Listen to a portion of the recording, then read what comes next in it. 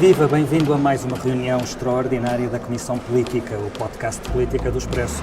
Não se assuste com o ruído de fundo, é a mesma festa do PS a ser desmontada no Expo Salão, na Batalha. Estamos a gravar às 4h30 da tarde de domingo, 27 de maio.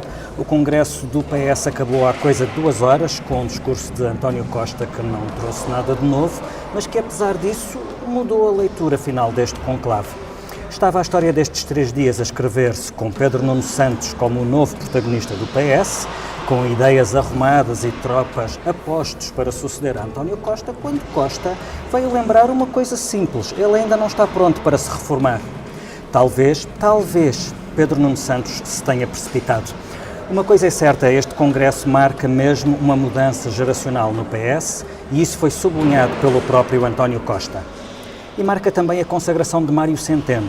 O Ministro das Finanças foi muito aplaudido na sessão de encerramento e na batalha ficou feita a doutrina. O PS é o partido das contas certas e do rigor financeiro. Para a análise destes 3 dias de congresso, tenho comigo a Mariana Lima Cunha, repórter parlamentar do Expresso. Olá Mariana, bem-vinda à tua primeira comissão política. Olá, Filipe. A Luísa Meirelles, jornalista que acompanha o PS e o Governo. Viva, Filipe. E o Vítor Matos, o editor de política do Expresso. Boa tarde. Eu sou o Filipe Santos Costa e vou tentar que esta reunião se faça antes que nos levem a mesa e as cadeiras onde estamos sentados. Eu ainda não meti os papéis para a reforma. Luísa, isto é vintage António Costa. É a melhor frase do Congresso. Convenhamos. Escusavam de ter feito tantos planos para a sucessão. Ele está para durar. Ele está para durar mais algum tempo e não sei se depois do que vimos ontem, não, na sexta-feira, já se me perdem os dias, sobre a história do PS, na verdade, não sei se António Costa se não prepara para ser um líder de longa duração. O Pedro Nuno Santos foi obviamente o protagonista de ontem e foi o protagonista deste congresso no sentido de que foi o candidato óbvio, ou o candidato... Proto-candidato, talvez? Proto-candidato? Candidato a candidato? Candidato a candidato. Putativo candidato? O putativo candidato, exatamente. A líder, a sucessor. Ele, aliás, sempre tem o cuidado de dizer que não é para já, mas a verdade é que ele foi pondo alguns peões e isso vê-se bem ontem quando discursou e foi muito aplaudido e teve, enfim, a sua claque de apoio, se quiser.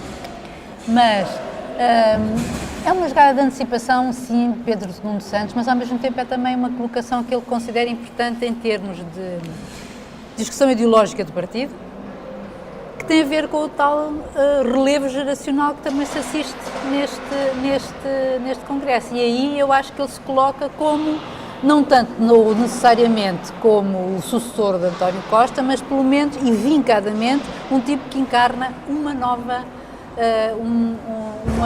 fase não quero dizer uma nova fase, mas uma nova maneira de encarar o PS, porque quero recordar que, na verdade, há 30 anos que não se assistia no PS a uma discussão ideológica, doutrinária.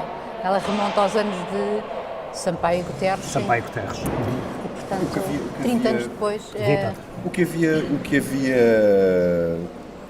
houve de discussão ideológica desde então até agora foi mais ao nível dos franco-atiradores da esquerda, como Manuel Alegre e em tempos também Helena Roseta, que apareciam nos congressos a fazer de voz da consciência, de grilo falante e consciência ideológica do partido. Neste caso é um grupo forte e organizado. Isso de facto há muitos anos que não há, mas as circunstâncias também mudaram, porque eles estão a aproveitar o embalo desta coisa da geringonça, que é um ambiente totalmente novo entre o partido, e isso também lhes dá força porque isto correu bem. No entanto, António Costa não travou só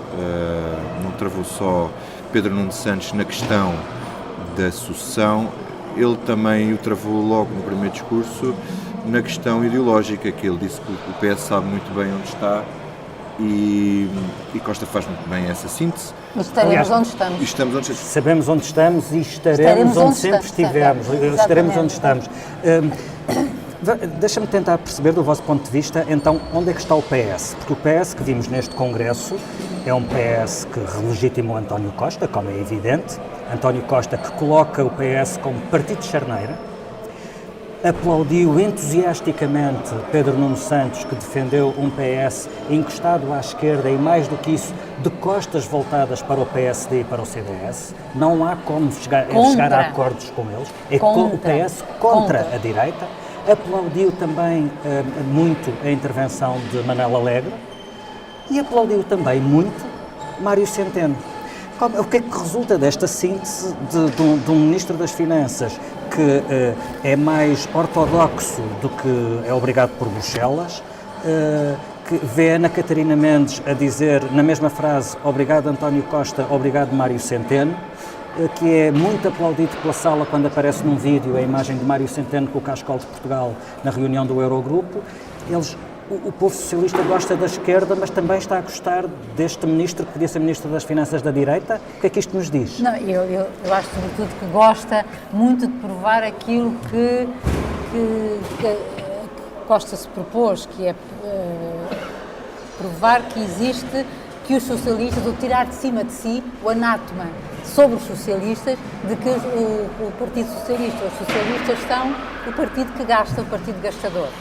E, portanto, o enfoque posto nas contas públicas certas, no rigor de ter tirado Portugal do processo do procedimento de déficit excessivo, tudo isso que encarna em Mário Centeno, acho que por isso os socialistas, acho que nisso aí sentem muito essa... Achas que, de certa forma, Mário Centeno é o mais eficaz anti-Sócrates? Se tivermos em conta que Sócrates é o rosto da bancarrota, como diz o PSD. Pode ser visto dessa maneira, sim, nesse sentido, acho que sim. E acho que ele, por isso que ele é tão aplaudido, porque ele encarna isto, de que, na final, nós provamos, depois de Sócrates, que foi o grande gastador, e nós provamos que somos gente de boas contas. E que ainda por cima, como depois diz António Costa, somos os melhores a gerir a economia e os melhores a gerir as contas públicas. Estás convencido com esta interpretação, Vítor? Entre Centeno e Pedro Nuno Santos, o coração socialista balança, mas cai para algum lado? Fica no meio, onde está António Costa. É mais cabeça, e para avaliar a cabeça razão e coração, dizia dos congressistas, de António Guterres, seria preciso termos aqui um psicólogo social para avaliar a reação das massas a discursos contraditórios. Mas a verdade é que o governo é contraditório, que é um governo que, no fundo, e isto é visto assim pela esquerda, que governa à direita, ou melhor, que governa com objetivos iguais aos da direita, com retórica de esquerda. Eu acho que a questão é esta. E fazem essa... Não tem outra chance. Mas é assim. Mas a esquerda acha que não. Que ele tinha mais margem de déficit, não precisava ter um déficit tão curto, e teve-o. Mas repara, tudo o que são as grandes bandeiras da esquerda nos últimos tempos, António Costa absorveu-as todas no discurso final. A habitação, o emprego, a precariedade laboral, o aumento dos salários, está lá tudo. Não, e no primeiro... A esquerda, no final, nas reações, não só foi muito crítica do discurso final de António Costa, como disse precisamente que sentiram que as suas bandeiras tinham sido todas absorvidas e que Costa capitaliza com as grandes conquistas da esquerda, como os aumentos das pensões, sem dar os créditos e os devidos louros tanto ao PCP como ao Bloco. Mas este é um dilema que assombra o PCP e o Bloco desde o início, que é, fazem parte de uma solução, mas correm o risco de, como quem toma as decisões finais é o Governo, ser sempre o PS a capitalizar com os benefícios eleitorais das políticas, não é? Eu achei graça no primeiro discurso de António Costa, porque ele parecia a Catarina Martins, no último congresso do Bloco. Foi muito divertido ouvir a Catarina... Foi exagerado. Não, no último congresso do Bloco, foi antes do congresso do PCP, em 2016, Ana Catarina Martins, peço desculpa, fazia discursos como se ela fosse a Primeira-Ministra e todas as medidas tomadas pelo Governo, boas da perspectiva dela, fossem dela. Portanto, ela absorveu todas as que eram do PS e as do PCP. O que é que António Costa fez no primeiro discurso, que até me surpreendeu? Assumiu como se fosse deles o aumento extraordinário de pensões, em que foi forçado pelo PCP e pelo Bloco, mas sobretudo pelo PCP numa fase inicial, e absorveu também a questão das longas carreiras contributivas, que é uma coisa em que é massacrado todas as semanas, e que ainda não cumpriu todos os 15 dias no Parlamento, como se fossem dele também. Aí eu acho que a esquerda tem razão. E repara, será disso que seria nisso que estava a pensar Francisco Assis quando disse que António Costa é tão habilidoso que conseguiu anestesiar o PCP e o Bloco? Eu acho que essa frase até pode ir mais longe. É verdade, ele fez isso ao longo da geringonça, mas se ele fez melhor, ele anestesiou também o PS. A julgar por este Congresso. A julgar por este Congresso, porque ele conseguiu chegar aqui e isto foi uma mão cheia de nada. Porquê? Porque o calendário não ajuda, porque neste calendário ele não podia vir aqui com propostas a curto prazo, porque tem ainda que as negociar com os parceiros para o Orçamento de Estado, e não podia estar a destrunfar quando os atos que ele tem que apresentar para as europeias e para as legislativas só os deve fazer daqui a muito à frente. Portanto, ele aqui tinha que fazer uma gestão de encher o vazio. Não era um timing espetacular, não é? Não era, porque isto tinha que se cumprir o Congresso, o Congresso era ordinário, tinha que ser agora. Bom, e alguma coisa tinha que se arranjar para vir aqui dizer, e ele não veio dizer grande coisa. Ele conseguiu, foi sobretudo que não se viesse cá dizer coisas que não lhe interessavam, nomeadamente a questão do José Sócrates e etc. Por falar nisso... Mas havia uma coisa que eu gostava de salientar neste Congresso, que acho que foi uma falha, que há bocado se falou, que é a falta e que entronca nesta questão do centeno, que é o facto, ou foi completamente ausente aqui, o discurso europeísta, ou seja, são as regras da Europa que obrigam a que o orçamento seja como é e a gestão orçamental seja como é, e Centeno faça o que faça. Teve muito presente este discurso no outro Congresso. Pois, exatamente, e aqui foi completamente ausente. Mas, enfim, esteve aqui o representante do Partido Socialista Europeu, tudo bem, mas fora isso não houve... Luísa, não esteve completamente ausente porque era uma peça essencial num dos discursos que me pareceram mais bem feitos e melhor estruturados do Congresso, que é o discurso de Augusto Santos Silva, que em 3 minutos diz tudo o que é importante do seu ponto de vista. E repara, quando ele fala da importância do PS não ficar, não é esta a palavra que ele usa, mas não ficar acantonado a um dos lados, portanto não ficar amarrado à esquerda, ele argumenta com a relevância do PS continuar a ser um partido reformista e um partido europeísta.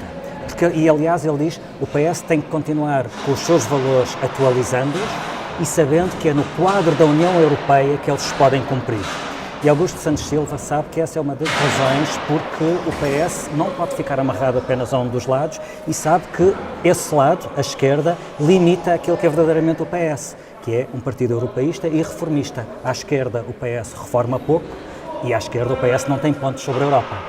Sim, mas mesmo assim, tu não viste o tema Europa um tema desenvolvido aqui. É verdade, sim. Mas era uma questão, é só no ponto de vista em que era uma questão estruturante daquela abordagem centrista que Augusto Santos Silva protagonizou no tal debate programático do PS. Mariana, falávamos há pouco de José Sócrates. Tu escreveste um texto para o Expresso Online sobre esse exercício de contorcionismo que é alguns congressistas falarem do assunto sem nomearem o assunto. Revelaram grande habilidade a alguns deles. Não deve ser pronunciado. Aquele cujo nome não deve ser pronunciado. Nesse texto falava do jogo da forca, que é aquele jogo em que tu fazes uns tracinhos e tentas ir adivinhando as letras, vais-te aproximando da palavra que estás a tentar adivinhar. Neste caso, a cada referência à ética, à transparência, à corrupção, parecia que te ias aproximando, mas que nunca rebentava e nunca rebentou, de facto, não rebenta a bolha. Não rebentou o assunto de Sócrates. Quem esteve mais próximo foi Ana Gomes, que tinha prometido que vinha partir a louça toda. Não sei se partiu efetivamente o serviço todo. But she didn't set name. Agarrem-me, senão eu vou-me a ele. Mas pelo menos fez de facto referências ao...